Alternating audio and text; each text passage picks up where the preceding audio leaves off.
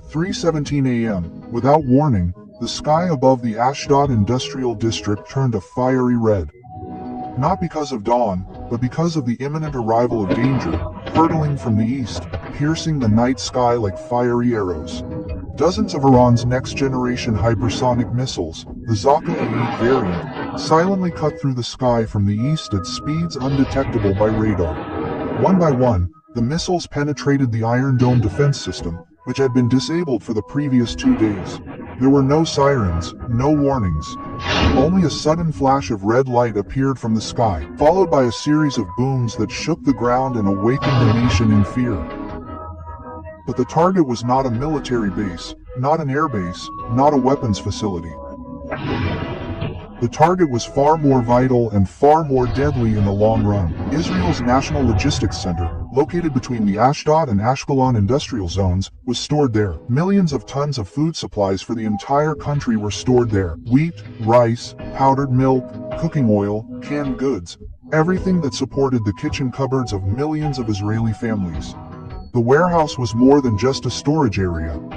It was the heart of the national food distribution system. And once destroyed, not only did distribution stop, but the rhythm of life for the entire country was disrupted. The first explosion struck the western side of the complex, tearing apart the main storage building. Logistics racks were thrown, sacks of rice were crushed into flames, and powdered milk exploded, clouding the sky with dust. Flames rose 400 meters, turning night into a fiery red day. 28 logistics trucks being prepared to transport basic necessities to Jerusalem and Haifa were also consumed, one by one exploding with a bang that shattered windows within a 5-kilometer radius. A second explosion struck a fuel tank on the eastern side of the complex, triggering a horizontal wave of fire that engulfed distribution lines and cut off all backup power.